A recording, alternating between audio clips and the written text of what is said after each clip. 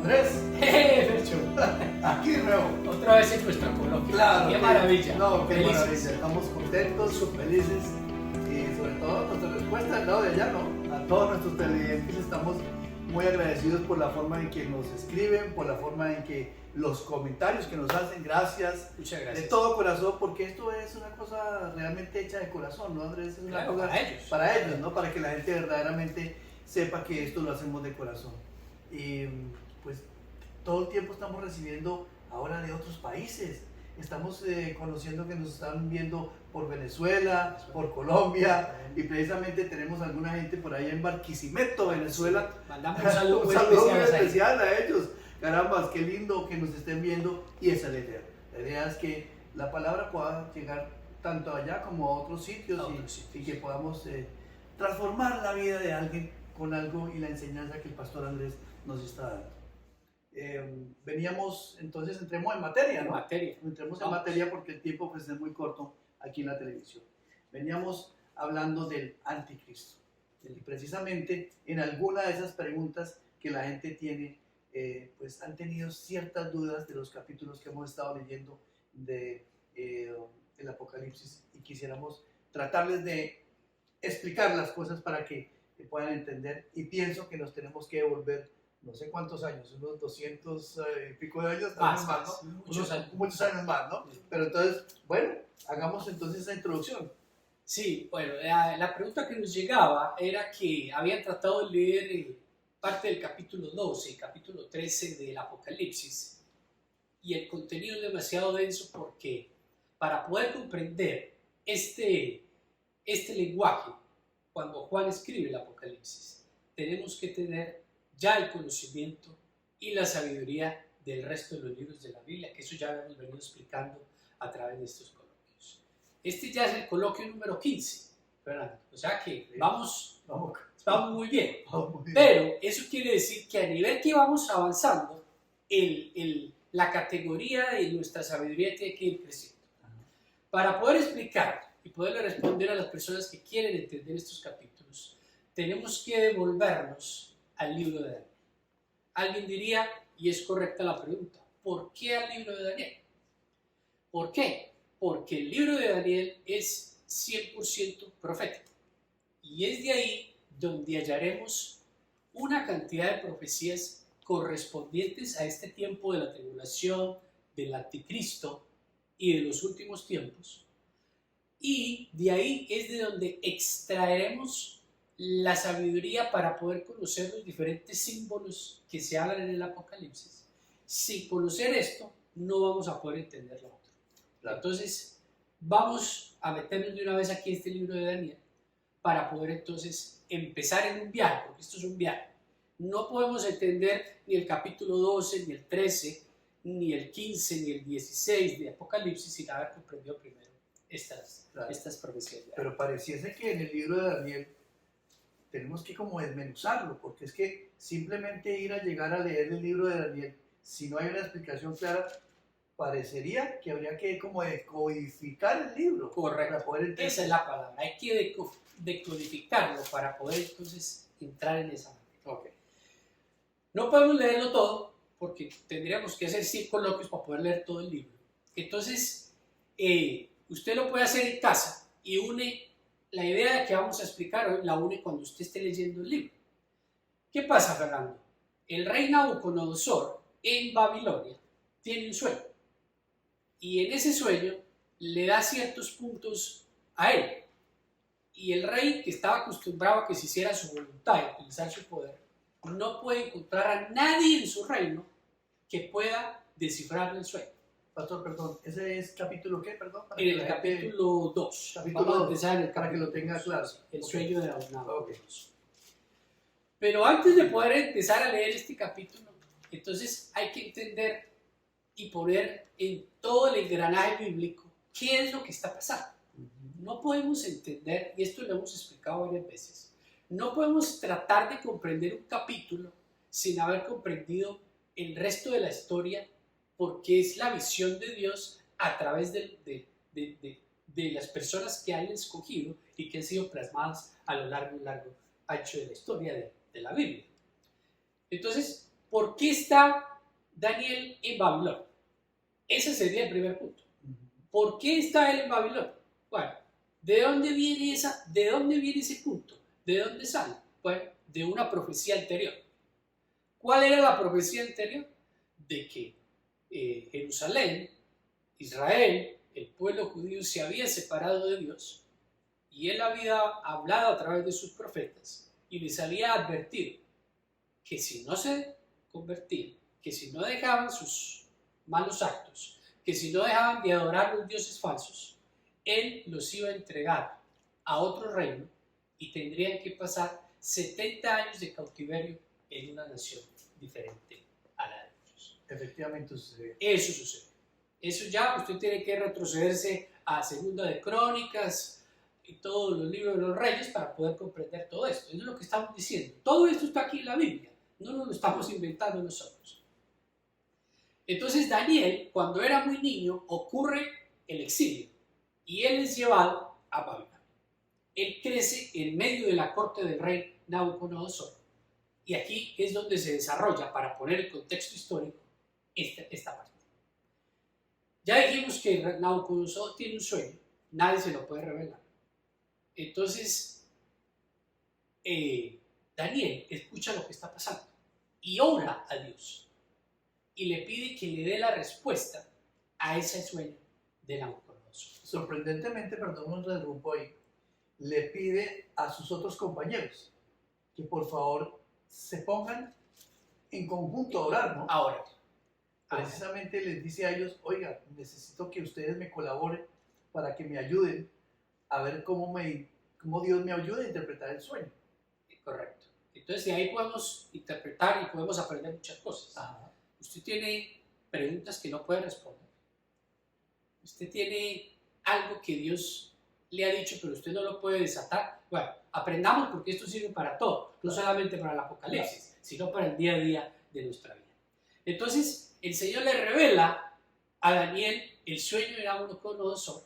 Él se presenta ante el rey y vamos adelantando la historia porque los minutos avanzan. Y vamos a empezar en el capítulo 2, en el versículo 31, dice: en su sueño, su majestad veía una estatua enorme de tamaño impresionante y aspecto horrible. Aquí viene el primer punto. Es una estatua. Nabucodonosor vio en el sueño una estatua. Dice que era muy alta y con un aspecto como horrible, como trágico, como de pelea, como de guerra. Y aquí entonces Daniel va a comenzar a decirle al rey el sueño que él había tenido, que nadie más había podido hacer, y después inmediatamente procede a darle la interpretación. Después dice: la cabeza de la estatua era de oro puro, y el pecho y los brazos eran de plata, el vientre y los muslos eran de bronce, y las piernas eran de hierro, lo mismo que la mitad de los pies, en tanto que la otra mitad era de barro cocido. Hasta ahí vamos a leer porque no podemos leer más. Entonces, si usted vaya poniendo en su mente, número 1, la estatua dice que la cabeza era de oro. La estatua está dividida en 4. Eso es importante porque ya lo voy a explicar. La cabeza de oro. Después dice que el pecho era de plata. La mitad del pecho. Después dice que el pecho y los brazos, eran de plata. Después dice que el vientre, de aquí hacia abajo, de las costillas hacia abajo, y las piernas y los muslos eran de bronce. Y las piernas, o sea, de la rodilla a los tobillos, era de barro. De hierro. Lo mismo que la mitad de los pies, en tanto que la otra mitad era de barro. Entonces, la cabeza de oro, medio pecho con los brazos de plata, el resto del vientre y los muslos bronce, las piernas de la rodilla al tobillo de hierro, y dice que los pies estaban mezclados con barro, mitad hierro, mitad barro. Después dice: de pronto en el número 34. Mientras su majestad contemplaba la estatua, una roca que nadie desprendió vino y golpeó los pies de hierro y barro de la estatua y los hizo pedazos. Con ellos se hicieron añicos el hierro y el barro junto con el bronce, la plata y el oro. La estatua se hizo polvo como el que vuela en el verano cuando se trilla el trigo. El viento barrió con la estatua y no quedó ni rastro de ella. En cambio, la roca que dio contra la estatua se convirtió en una montaña enorme que llenó toda la tierra. Esa fue la interpretación de Daniel. Ahí yo me pongo los pies de Nabucodonosor y me imagino, para mí eso qué significa. Entonces, ahí después viene, en los siguientes versículos, viene un relato. Y entonces, avancemos hasta el número 42 y dice: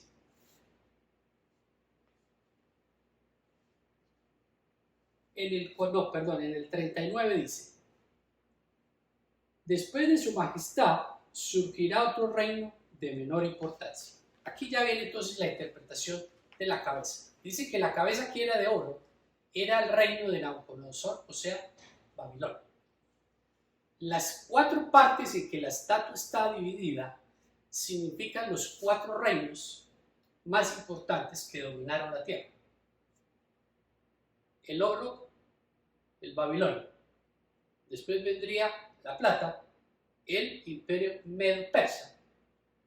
Después vendría el bronce, que serían los griegos. Y después vendría la parte de hierro mezclada con el barro, que serían los romanos. Esos son los 4 imperios. Eso está aquí.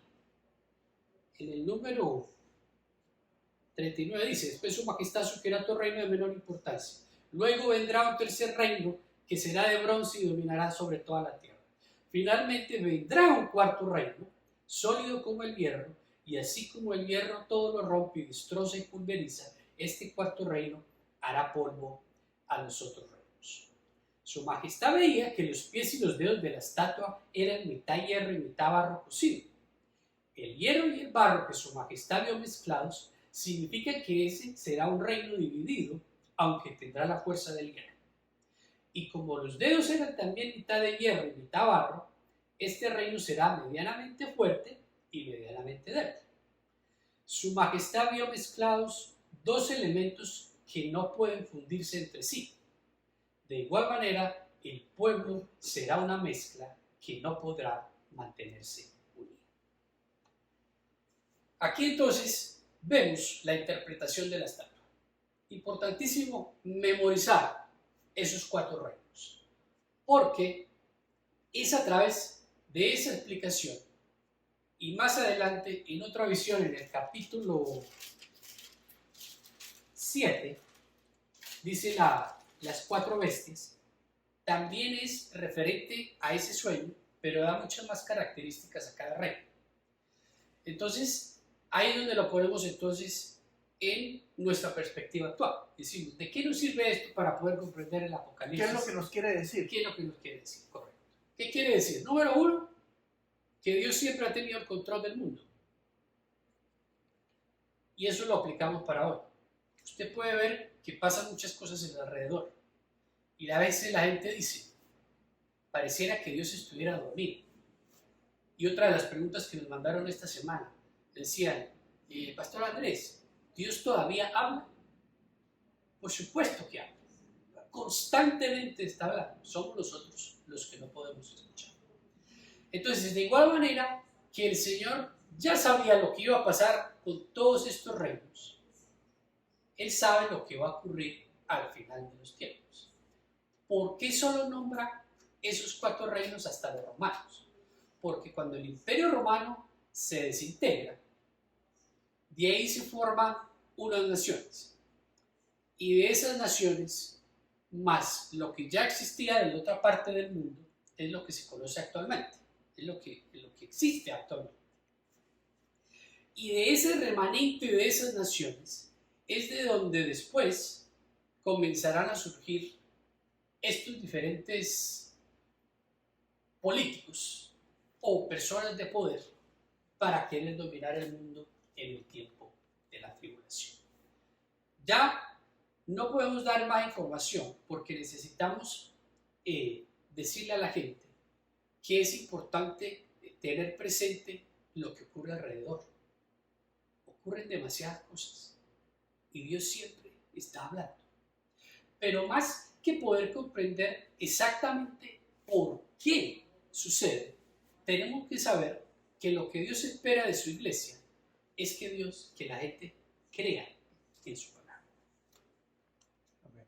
Este tema de la profecía y este tema de los últimos tiempos es un tema controvertido porque nadie sabe qué es lo que va a pasar después. Claro. Pero como ya lo venimos explicando en 15 coloquios, nuestro trabajo como creyentes es creer. Y que si es, y así va a ser, tiene que ser. ¿Por qué? Porque es la prueba de lo que Dios constantemente nos está diciendo. Todo el tiempo Dios está avisando lo que va a pasar. Claro. Constantemente. Esto es lo que está ocurriendo, esto es lo que va a pasar. Claro.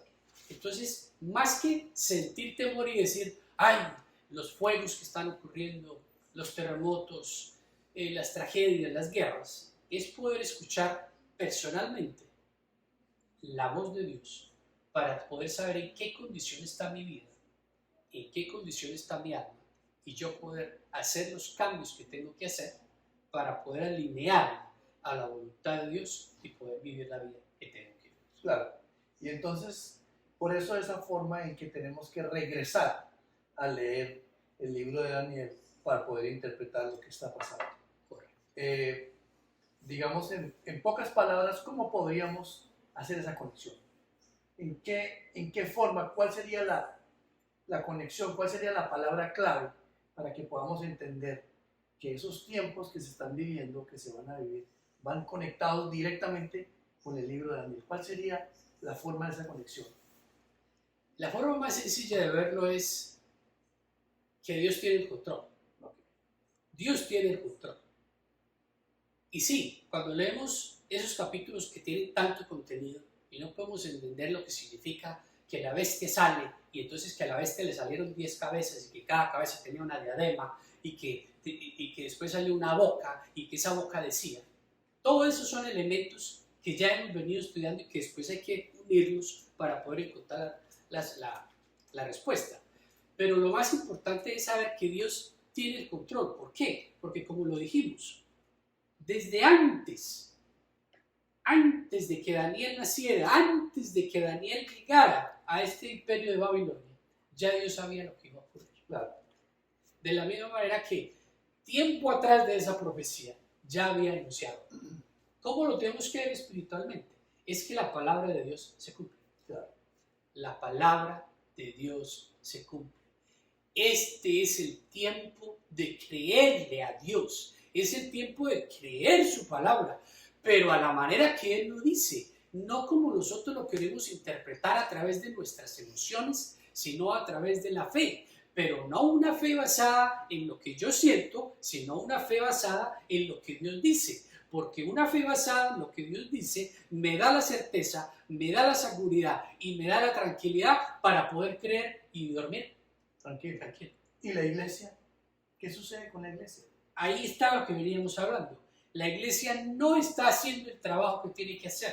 La iglesia no se está preparando como se tiene que preparar porque todavía contemplamos y jugamos con el pecado.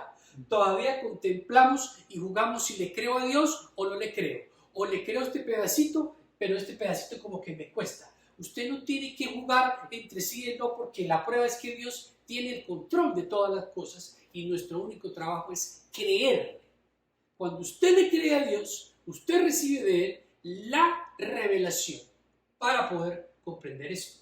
Si usted no lo entiende, es por eso, porque usted todavía no cree su palabra. Usted no puede entender la palabra sin haberle creído primero a Dios. Y nuestra creencia tiene que ser incondicional y absoluta, sin ningún tipo de duda ni de titubeos, donde yo como que me parece, como que no me parece. En la palabra usted no tiene opinión, porque existe la teocracia, que es la soberanía de Dios sobre el mundo y sobre los humanos, donde usted lo único que puede decir es agachar la cabeza y decirle, sí señor, Lo que usted diga. lo que usted diga, y de la manera que usted lo diga. Pero la iglesia entonces sigue jugando a la iglesia. A que voy, me congrego, escucho un mensaje, recibo lo que me parece y lo otro lo desecho, y mientras tanto sigo lo que sigo. De esa manera no sirve. Y prueba de eso es la descomposición social y lo que va ocurriendo no solamente en el medio espiritual, sino en el medio de las iglesias, donde no se puede avanzar a un nivel mucho más grande porque no existe el compromiso de las personas. Tenía una tremenda pregunta para hacerle, pero desafortunadamente se nos cortó el tiempo. Para la próxima semana, para el próximo coloquio. No, me quedé con la pregunta, pero bueno, a todos nuestros televidentes, caramba, los esperamos próximamente. Y por favor no olviden darnos un like, el Instagram, ¿no? Para que realmente pues continuemos con esta labor. Pero ya me será para la próxima, ¿no, pastor? Sí, ya para la próxima. Muy bien. Damos las gracias a las personas. Recuerda entonces, únase a este trabajo y comparte este video con personas que no conocen. Y lo más importante, alinee su vida a la voluntad de Dios, crea en su palabra y sométase a ella. Será la única manera que usted pueda encontrar la revelación que solo proviene de Dios para poder vivir su vida. Nos vemos la próxima semana.